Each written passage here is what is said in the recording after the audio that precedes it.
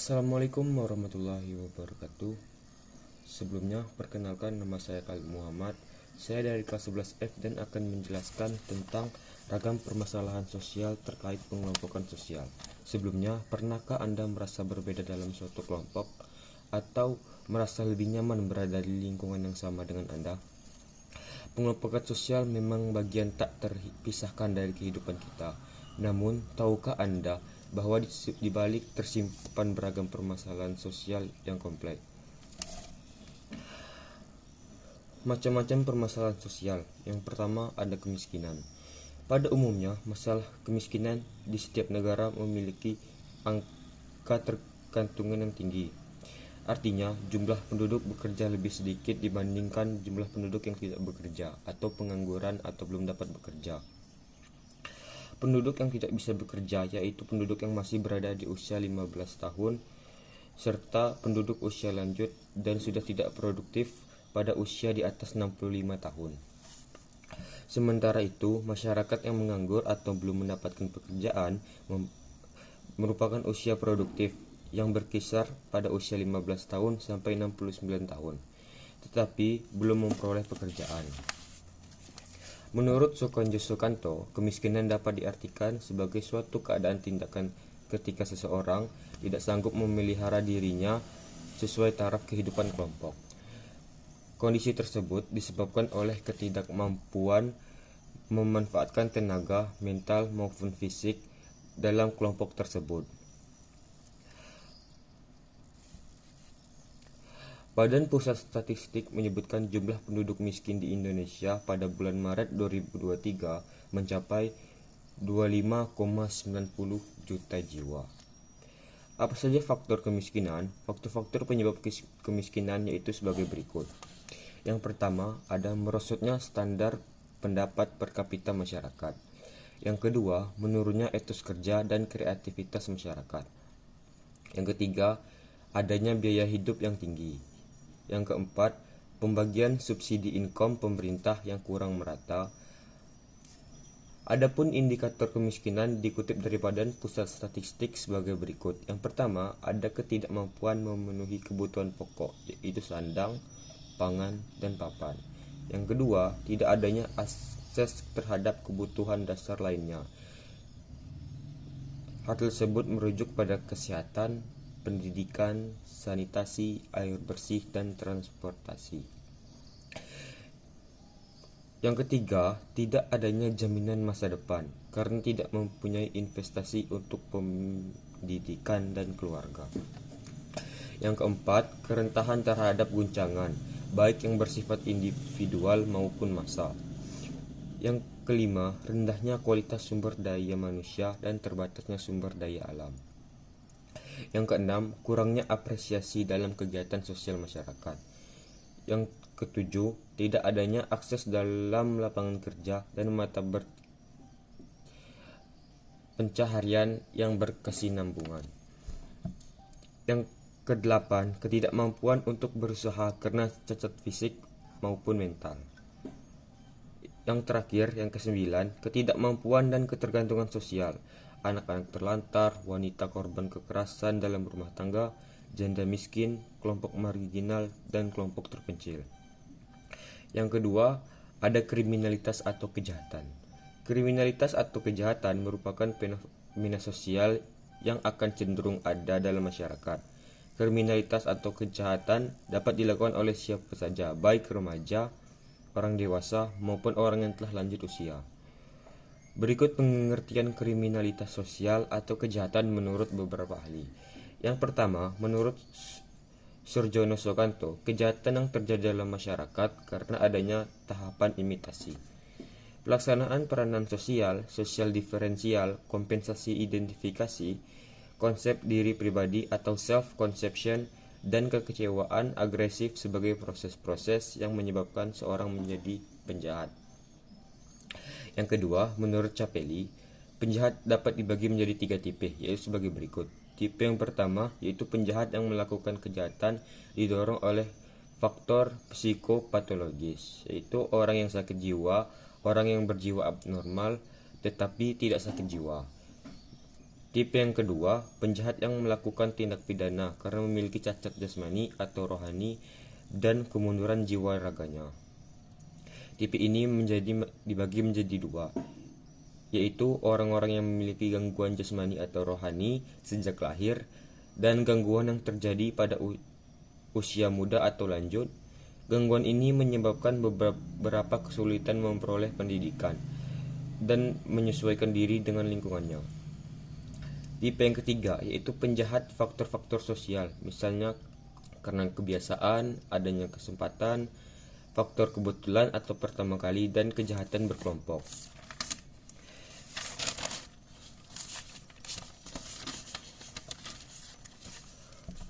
Macam permasalahan sosial yang ketiga ada konflik atau pemberontakan dan peperangan.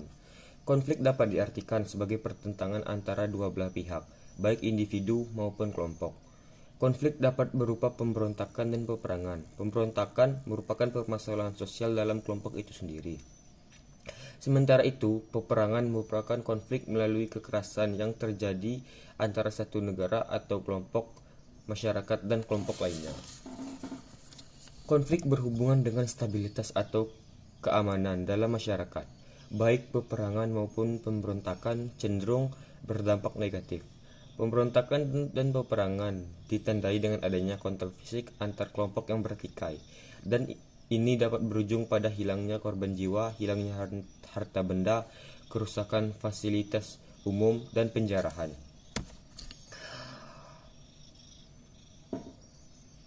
Sementara itu, secara psikologis, pemberontakan dan peperangan menimbulkan trauma bagi masyarakat yang menjadi korban. Ragam permasalahan sosial. Yang keempat, ada kesenjangan sosial. Kesenjangan sosial merupakan situasi atau keadaan sosial yang tidak seimbang. Ketidakseimbangan disebabkan oleh kesalahan fungsi dan kedudukan anggota masyarakat, baik di lingkungan keluarga, masyarakat, maupun negara. Ketidakseimbangan terlihat dengan adanya jarak antar tingkatan dalam stratifikasi sosial. Kesenjangan sosial dapat terjadi karena tidak terpenuhi persyaratan fungsional sistem sosial seperti adaptasi, pencapaian tujuan, dan integrasi antar anggota. Kesenjangan sosial terjadi ketika prasyarat-prasyarat dalam sistem sosial belum terpenuhi. Sebagai contoh, prasyarat adaptasi yang tidak terpenuhi dalam subsistem ekonomi menyebabkan kesenjangan ekonomi berupa ketimpangan pendapatan ekonomi antar anggota masyarakat. Selanjutnya, muncul golongan masyarakat kelas bawah, masyarakat kelas menengah, dan masyarakat kelas atas. Macam permasalahan sosial yang kelima ada ketidakadilan. Ketidakadilan menurut Aristoteles adalah kelayakan dalam tindakan manusia. Kelayakan diartikan sebagai titik tengah di antara dua ujung ekstrim yang terlalu banyak dan terlalu sedikit. Kedua ujung ekstrim itu berkaitan dengan dua orang atau benda. Apabila kedua orang tersebut mempunyai kesamaan dalam ukuran yang telah ditetapkan, tiap-tiap orang harus memperoleh benda atau hasil yang sama. Jika tidak sama, tiap-tiap orang akan menerima bagian tak sama. Pelanggaran terhadap proporsi tersebut merupakan wujud ketidakadilan.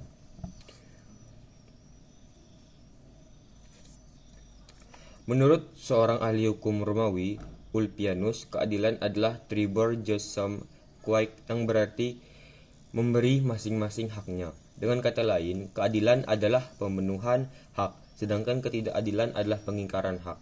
Sebagai contoh, seorang yang tanah pekarangannya tergusur oleh pelebaran jalan berhak menerima ganti rugi secara layak. Jika ia tidak diberi ganti rugi yang layak, berarti ia telah terjadi ketidakadilan. Keadilan menurut sumbernya diklasifikasikan sebagai berikut.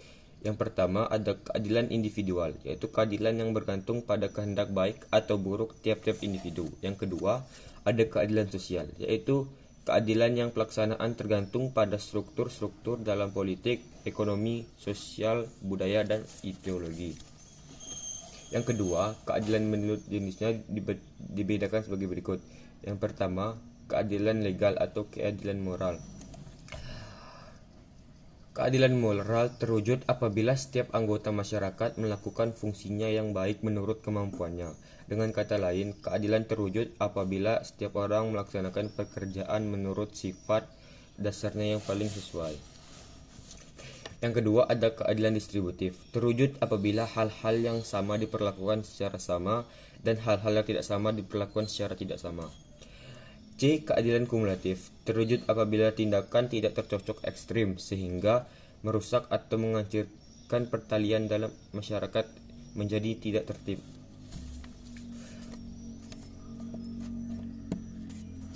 Macam permasalahan sosial yang keenam ada korupsi. Korupsi berasal dari bahasa Inggris yaitu korup. Dalam bahasa Latin, korupsi berasal dari perpaduan dua kata, yaitu korn yang berarti bersama-sama dan rumper yang berarti pecah atau jebol. Istilah korupsi dapat dinyatakan sebagai suatu pembuatan tidak jujur atau penyelewengan yang dilakukan karena adanya suatu pemberian. Macam permasalahan sosial yang ketujuh ada masalah lingkungan hidup. Lingkungan hidup manusia berkaitan dengan hubungan antara manusia dan hubungan manusia dengan makhluk ciptaan Tuhan lainnya. Masalah lingkungan hidup menjadi kajian sosiologi dalam memenuhi permasalahan-permasalahan sosial dalam masyarakat. Masalah lingkungan hidup dapat terjadi secara alami atau dipengaruhi oleh campur tangan manusia. Masalah lingkungan hidup akibat gempa, angin topan, dan gunung meletus merupakan masalah lingkungan hidup yang terjadi secara alami. Sementara itu, masalah hutan gundul, banjir, pencemaran atau polusi merupakan masalah lingkungan hidup yang disebabkan oleh aktivitas manusia karena tidak memperhatikan lingkungan. Peristiwa tersebut berkaitan dengan hubungan dan makhluk lainnya ciptaan Tuhan. Berikut macam permasalahan yang ke-8 ada masalah kependudukan. Kependudukan berkaitan dengan demografi. Demografi berasal dari bahasa Yunani yaitu demos yang berarti rakyat atau penduduk dan grafien yang berarti menulis. Jadi, masalah kependudukan atau demografi di tiap-tiap negara berbeda. Pada negara miskin atau berkembang, jumlah penduduk relatif banyak, lapangan pekerjaan dan perekonomian masyarakat relatif rendah. Sementara itu, negara-negara maju memiliki jumlah penduduk relatif sedikit atau stabil, lapangan pekerjaan memadai, dan tingkat perekonomian masyarakat relatif stabil atau mencukupi. Masalah perpindahan penduduk seperti urbanisasi termasuk permasalahan kependudukan. Urbanisasi menyebabkan semakin banyak permukiman kumuh di daerah perkotaan. Permukiman kumuh merupakan permasalahan sosial yang dapat memicu masalah lingkungan, seperti banjir karena tumpukan sampah dan tata kelola bangunan yang tidak ramah lingkungan.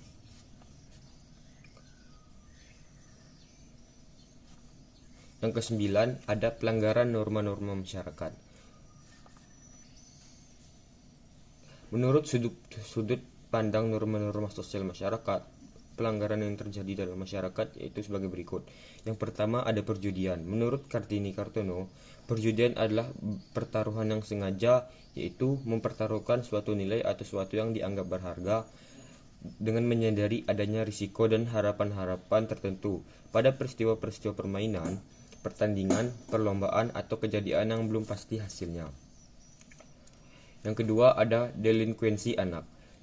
Delinkuensi anak merupakan penyimpangan sosial yang dianggap melanggar nilai dan norma masyarakat. Delinkuensi anak dapat terjadi karena faktor dari alam dan faktor dari luar. Faktor dari dalam atau internal berhubungan dengan gangguan kejiwaan sejak seorang lahir.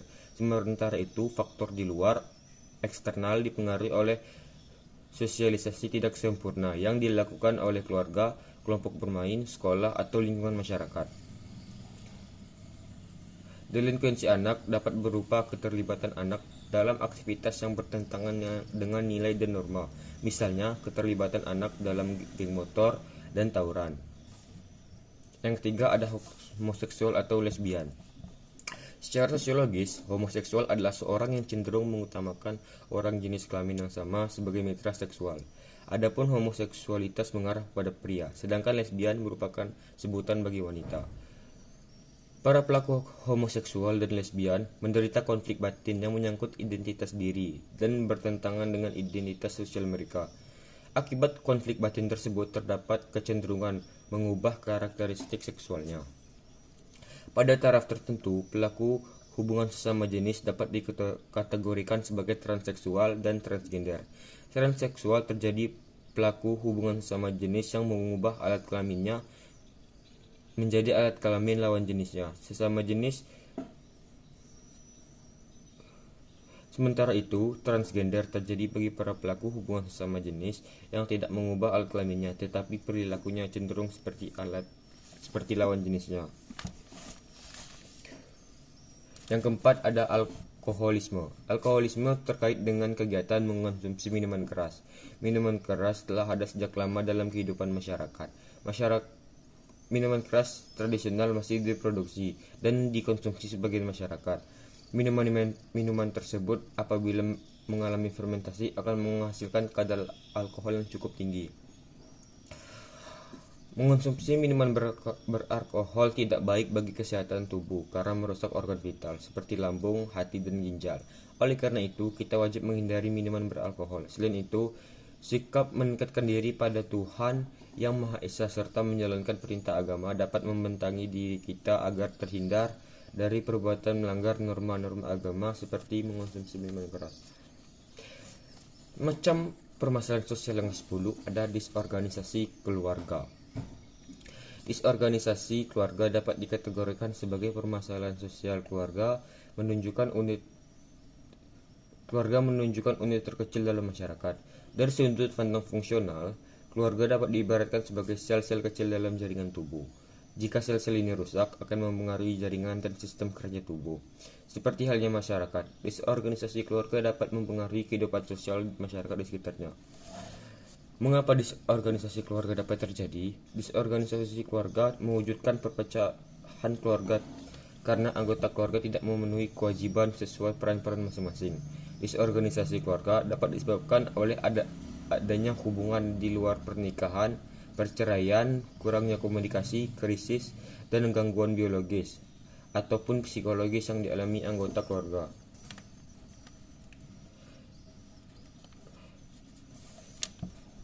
Yang kedua, pada materi kedua ada dampak permasalahan sosial bagi masyarakat.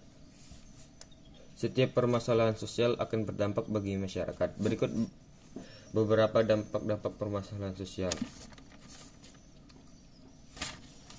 Yang pertama, ada kriminalitas meningkat.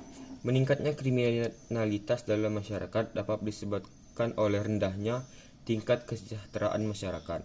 Masyarakat yang sulit memenuhi kebutuhan pokok akan menghasilkan segala cara agar melangsungkan hidupnya. Sebagai contoh, seorang kelompok melakukan pencurian atau perampokan karena faktor ekonomi. Yang kedua, terjadi disorganisasi sosial dalam masyarakat. Disorganisasi sosial menunjukkan kondisi masyarakat yang tidak teratur. Disorganisasi sosial dalam masyarakat biasanya disebabkan oleh pertentangan antara individu atau antar kelompok. Konsekuensi terjadi disorganisasi sosial yaitu masyarakat belum mampu menyesuaikan diri terhadap nilai-nilai baru, kebudayaan, dan relasi sosial. Yang ketiga, terjadinya keresahan akibat perilaku menyimpang dalam masyarakat. Perilaku menyimpang menyebabkan terjadinya keresahan dalam masyarakat. Keresahan dalam masyarakat menunjukkan ketidaknyamanan dan ketidaknyamanan karena terdapat nilai dan norma yang tidak dipatuhi. Akibatnya terjadi ketidakaturan dalam masyarakat. Yang keempat, meningkatnya kesenjangan sosial dalam masyarakat. Kesenjangan sosial merupakan kondisi ketidakseimbangan dalam masyarakat yang menyebabkan beberapa perbedaan mencolok. Faktor penyebab kesenjangan sosial antara lain kemiskinan dan pengangguran. Yang kelima, ada pengangguran meningkat. Banyaknya jumlah penduduk di Indonesia dan sempitnya lapangan pekerjaan menjadi faktor utama penyebab tingginya angka pengangguran. Anggota masyarakat yang memiliki tingkat pendidikan rendah, malas kerja, dan tidak memiliki keterampilan berpotensi menambah jumlah pengangguran. Berikut adalah upaya mengatasi permasalahan sosial dalam masyarakat. Yang pertama, upaya mengatasi permasalahan sosial berdasarkan prosesnya. Yang pertama yaitu ada persuasif. Persuasif merupakan pengendalian permasalahan sosial yang dilakukan tanpa kekerasan. Persuasif dapat dilakukan melalui saran, ajakan, bimbingan individu atau kelompok untuk memenuhi nilai serta norma yang berlaku dalam masyarakat. Yang kedua ada koersif. Koersif merupakan pengendalian permasalahan sosial yang dilakukan dengan cara kekerasan atau paksaan untuk membentuk ketertiban sosial. Upaya koersif dapat dilakukan melalui dua cara tersebut, yaitu kompulsi atau compulsion merupakan pemaksaan terhadap seorang agar taat dan patuh terhadap norma-norma sosial yang berlaku. Berikutnya ada pervasi atau persuasion merupakan penamaan norma-norma yang dilakukan berulang-ulang agar norma tersebut merasuk dalam kesadaran seseorang. Berikutnya ada upaya mengatasi permasalahan sosial berdasarkan sifatnya, yaitu ada upaya preventif. Upaya preventif merupakan upaya mencegah permasalahan sosial dengan cara menjauhkan diri dari pola-pola kejahatan dan mendekatkan diri dari perilaku yang sesuai dengan nilai dan norma sosial.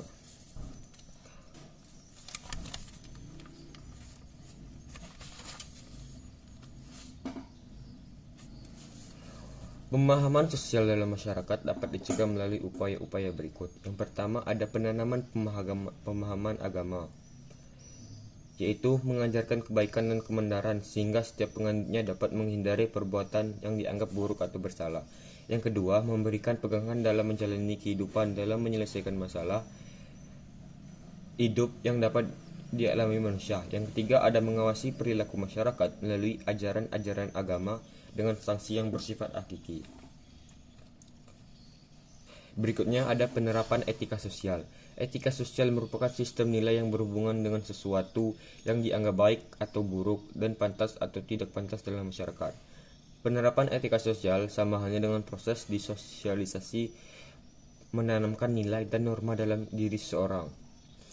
Berikutnya ada perencanaan sosial. Perencanaan sosial merupakan upaya mempersiapkan masa depan kehidupan masyarakat. Perencanaan sosial bersifat preventif karena kegiatannya memuat pengarahan dan bimbingan sosial mengenai cara-cara hidup bermasyarakat yang lebih baik. Syarat-syarat perencanaan sosial hendaknya mempertimbangkan aspek berikut. 1. Perkembangan modernitas sosial masyarakat. Yang kedua, adanya sistem pengumpulan informasi dan analisis yang baik. Yang ketiga, dukungan masyarakat. Yang keempat, pemimpin yang progresif.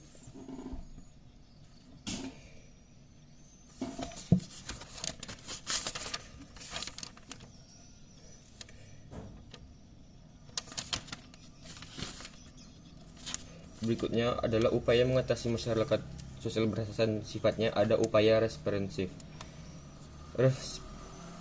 Represif merupakan usaha yang bertujuan mengembalikan kerasaan dalam masyarakat yang pernah mengalami gangguan. Upaya represif bersifat memperbaiki permasalahan sosial yang sudah terlanjur terjadi dalam masyarakat. Upaya memperbaiki permasalahan sosial dapat berupa pelatihan kerja, keterampilan, membangun kembali sarana prasarana yang rusak, daur ulang, dan rehabilitasi. Yang ketiga, ada pengendalian sosial gabungan. Pengendalian sosial gabungan merupakan upaya yang bertujuan mencegah terjadinya penyimpangan sosial, sekaligus mengembalikan kondisi masyarakat sesuai norma-norma sosial. Pengendalian sosial gabungan memadukan antara upaya preventif dan represif. Yang keempat ada penelitian berbasis pemecahan permasalahan sosial.